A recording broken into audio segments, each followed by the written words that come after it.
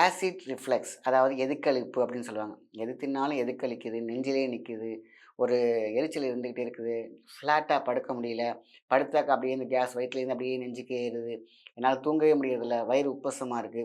இவ்வளோ விஷயங்கள் சொல்லிட்டு இருக்கிறாங்க. இதுக்கெல்லாம் என்னென்ன காரணம்? என்னென்ன மாரி ரெமெடிலாம் பண்ணலாம்? ஸோ அதனால தான் ஆசிட் ரிஃப்ளெக்ஸ் அப்படிங்கிறது வந்து பார்த்திங்கன்னா, நம்மளுடைய சாப்பிட்ற சாப்பாடு செரிக்கும் நேரத்தில் இந்த இடத்துல ஒரு லாக் இருக்கும். கழுவிட்டு நம்ம வந்து காலையில அது நாட்டு சர்க்கரை போட்டு சாப்பிட வேண்டியது தான். காலையில சாப்பிட சாப்பிட ஒரே வாரத்தில இந்த ரிஃப்ளெக்ஸ் ஆசிட் ரிஃப்ளெக்ஸில பிரச்சனை குறைய ஆரம்பிச்சிரும்.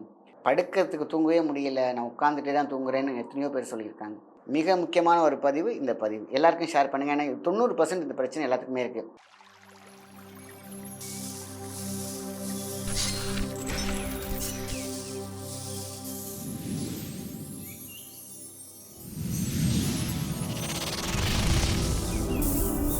நீங்கள் பார்த்துக் கொண்டிருப்பது லைஃப் டியூனர் தமிழ்.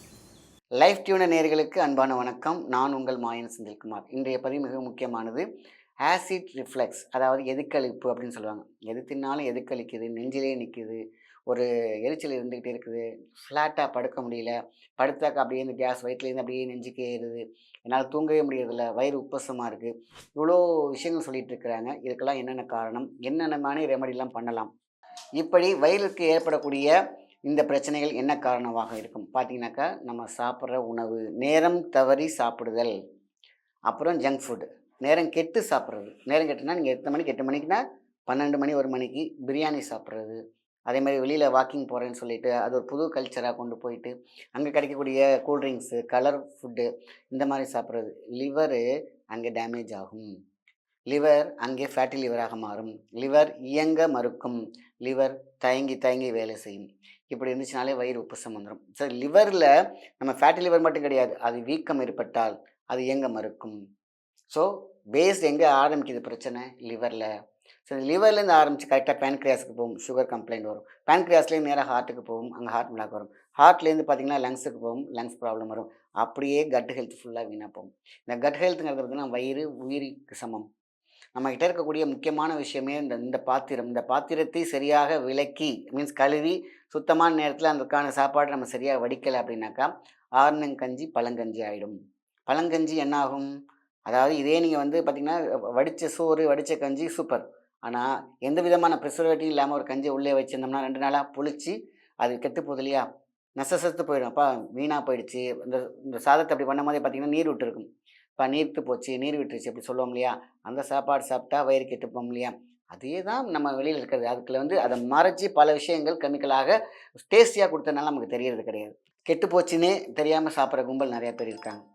ஸோ எல்லாமே மாய உலகத்தில் எல்லாம் மாயா அப்படிங்கிற விஷயங்களில் தான் அழகாக தோன்றது எல்லாமே நம்ம சாப்பிட்றோம். அது அழகாக இருக்கும் சாப்பிட வரைக்கும் தான் டேஸ்டியாக இருக்கும். ஆனால் வயிற்றுக்குள்ளே போகும்போது அது சிக்கி சின்னாமலமாகும். ஸோ அதனால தான் ஆசிட் ரிஃப்ளெக்ஸ் அப்படிங்கிறது வந்து பார்த்திங்கன்னா, நம்மளுடைய சாப்பிட்ற சாப்பாடு செரிக்கும் நேரத்தில் இந்த இடத்துல ஒரு லாக் இருக்கும், ஓப்பன் லாக். ஸோ அது வந்து இதுக்கு பேர் மெடிக்கலாக ஒரு பேர் இருக்குது. அது வந்து சில பேருக்கு புரியறதில்லை அப்படிங்கிறதுனால சொல்கிறேன். என்ன ஆகும்? அது செமிக்கிறதுக்கான விஷயங்களை செய்யும் பொழுது அந்த கேஸு அதுக்கான ஆசிட்லாம் மேலே நெஞ்சுக்கு இருக்கும். அப்போ தான் நெஞ்சு எரிச்சல். இந்த ஓப்பன் க்ளோஸ் மூடும். சாப்பிட்டிங்கன்னா மூடிடும். இங்கே கீழே வந்து அடுப்பு எரிஞ்சிகிட்டு இருக்கும். மீன்ஸ் செரிமானம் நடந்துகிட்டு இருக்கும். இது மூடாமல் திறந்துக்கிட்டே இருந்துச்சுனாக்கா என்ன ஆகும்? இங்கேருந்து அந்த வேகும் ஆவியெல்லாம் மேலே வரும் இல்லையா? அதே தான் நெஞ்சு எரிச்சல், நெஞ்சில் இருக்கக்கூடிய பாரம், வயிறு உப்புசம், லிவர் ஃபேட்டி லிவராக மாறுறது, அப்புறம் பார்த்திங்கன்னா லிவரே ஃபேட்டாக மாறுறது, ஃபேட்டியாக மாறுறது. ஸோ இந்த மாதிரியான விஷயங்களுக்கெல்லாம் இது தீர்வு என்ன அப்படின்னு தான் பார்த்திங்கன்னா ஆலிவேரா ஜெல். அதான் ஆலிவேரா ஜெல்னால் அந்த ஆலிவேரா இருக்கு இல்லையா? சோற்றுக்கற்றாழையில் இருக்கக்கூடிய அந்த குழம்பு அதை சின்ன சின்னதாக கட் பண்ணிக்கோங்க. 7 தண்ணியில் கழுவிடுங்க. கழுவிட்டு நம்ம வந்து காலையில் அது நாட்டு சர்க்கரை போட்டு சாப்பிட வேண்டியது தான். காலையில் சாப்பிட சாப்பிட ஒரே வாரத்தில் இந்த ஆசிட் ரிஃப்ளெக்ஸில் பிரச்சனை குறைய ஆரம்பிச்சிடும். இது நம்பர் 1. 2வது அம்மான் பச்சரிசி. இது நான் எல்லா பதிவுலையும் சொல்லிக்கிட்டே இருக்கேன். கழுத்துக்கும் வயிற்றில் அந்த ஆசன வாய் வரைக்கும், இந்த வாயிலேருந்து இந்த வாய் வரைக்கும் நமக்கு எந்த பிரச்சனையாலும் தீர்க்கக்கூடிய ஒரே அருமருந்து வரப்பிரசாதம் என்னன்னு கேட்டிங்கன்னா நம்மளுடைய அம்மான் பச்சரிசி பவுடர். இந்த பவுடர் நாட்டு மருந்து கடையில் கிடைக்கும். வாங்கி காலையில் ஒரு டீஸ்பூன் நல்லா கொதிக்க வச்சு குடிச்சிட்டே வாங்க. காலை மாலை காலமே கொடுக்கும்போது அந்த ரிஃப்ளெக்ஸ் பிரச்சனை இருக்கவே இருக்காது. குடல் புண் ஆறிவிடும். உடலாக இருக்கும். பொன் போல் மீண்டும். வயிற்றில் இருக்கக்கூடிய எந்த பிரச்சனையும் தேவையில்லாத கிருமிகள் எல்லாமே அழிஞ்சு செத்து போயிடும் இந்த அம்மான் பச்சரிசி. இந்த அம்மான் பச்சரிசி எனக்கு நல்லா தெரியும், லைவாக என்னால் எடுத்துக்க முடியும், இதுதான் அப்படி கண்டுபிடிச்சவங்களுக்கு நீங்கள் எடுத்து 4-5 எடுத்து நல்லா அலசிட்டு நீங்கள் மென்று சாப்பிட்டுங்க. அந்த பால் தான் மருந்து. ஸோ நம்மளுடைய ரிஃப்ளெக்ஸ்க்கு 2 மருந்து சொல்லிட்டேன். 3வது திருப்பிலா.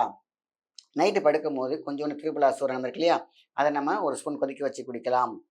இதெல்லாம் தாண்டி இன்னொரு கடை சரக்கு என்னன்னு கேட்டிங்கனாக்கா, வில்வாதி லேகியம். இதுதான் நேச்சுரல் ஸ்டீராய்டு. நேச்சுரல் ஸ்டீராய்டு எல்லா நாட்டு மருந்து கடையிலும் கிடைக்கும், சித்தா ஸ்டோர்ல கிடைக்கும். இந்த வில்வாதி லேகியம் இல்லைன்னா பில்வாதி லேகியம் 2 பேர்ல கிடைக்கும். ஸோ இங்கே கிடைக்கிறதெல்லாம் வில்வாதி. ஸோ கேரளாலேருந்து வந்துச்சுன்னா அது பில்வாதி லேகியம் அப்படின்னு சொல்லுவாங்க. ஏன்னா வில்வத்தை அவங்க பில்வம் அப்படின்னு சொல்லுவாங்க. சரி, நிறைய பேர் குழப்பிக்கிறாங்க, அதனால இந்த வார்த்தையை நான் சொன்னேன். ஸோ வில்வாதி லேகியம் உங்கள் வாழ்க்கையை வைரஸ் சூப்பரா உயிரியா மாற்றக்கூடிய ஒரு சக்தி. எப்பேற்பட்ட பிரச்சனை இருக்கட்டும், நீங்கள் எல்லா மெடிசன் எடுத்தாலும் சரி, நைட்டு சாப்பிட்டு முடித்த பிறகு ஒரு ஸ்பூன் நீங்கள் என்ன பண்ணுறீங்கன்னா இந்த வில்வாதி லேகியத்தை சாப்பிட்டு பாருங்க. ஒரே வாரத்தில் உங்களோட வயிறு பிரச்சனை, நெஞ்செரிச்சல் பிரச்சனை, இது எல்லாம் தீர்ந்து போகும். அப்படிப்பட்ட ஒரு ரகசியம்தான் வில்வாதி லேகியத்தில் இருக்கிறது. இதெல்லாம் தாண்டி இதெல்லாம் வந்து பார்த்திங்கன்னா எப்பப்போ எடுக்கலாம், ஒன்றுமே கிடையாது. வீட்டில் பார்த்தீங்கன்னா சாம்பார் ரசம் ஒன்றும் எடுக்கிறீங்க இல்லையா, ஒரு நாளைக்கு வில்வாதி லேகியம், ஒரு நாளைக்கு குமரி, நான் சொன்ன குமரியோடைய அந்த சோற்று கற்றாழை, இன்னொன்று வந்து பார்த்திங்கனாக்கா நம்ம நார்மலாக எப்பொழுதுமே எடுக்கக்கூடிய நம்ம அந்த ஜீரக நீர் இருக்குது பார்த்திங்களா, ஜீரகம், ஓமம், சோம்பு, இந்த 3ஐயுமே எடுத்துக்கலாம். இதில் வந்து பார்த்திங்கன்னா நம்ம வெந்தயமும் எடுத்துக்கலாம். வெந்தயம்னா வெந்தயம் நம்ம நேச்சுரலாக இறைவன் கொடுத்தவர்.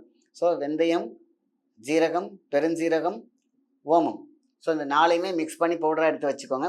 ஒன்றுமே 4ஐயும் மிக்ஸ் பண்ணுறதுக்கு முன்னாடி கொஞ்சம் பொன் விரலாக வறுத்துக்கலாம். இது அதோட இமீடியட் ரிசல்ட். ஏதாவது வயிறு உப்புசமாக இருக்குது, நெஞ்செரிச்சலாக இருக்குன்னா, எங்கேயாவது வெளியூர் போகிறோம், இந்த பவுடரை எடுத்து நீங்கள் வச்சுக்கலாம். இந்த பவுடரை என்ன பண்ணுறோம், கொஞ்சமாக நல்லா ஒரு ஹீட் பண்ணி குடிச்சு பாருங்கள். இமீடியட்டாக அந்த கேஸ் ரிலீஸ் ஆகும், நெஞ்செரிச்சலுக்கு போகும், வயிற்றில் இருக்கக்கூடிய புண்ணு ஆறும், நல்ல ஜீரண சக்தியும் கிடைக்கும் சாப்பிட்ட பிறகு. ஸோ இது எல்லாமே வந்து பார்த்திங்கனாக்கா இன்றைக்கி ஆசிட் ரிஃப்ளெக்ஸ்க்கு நமக்கு முக்கியமான ஒன்று.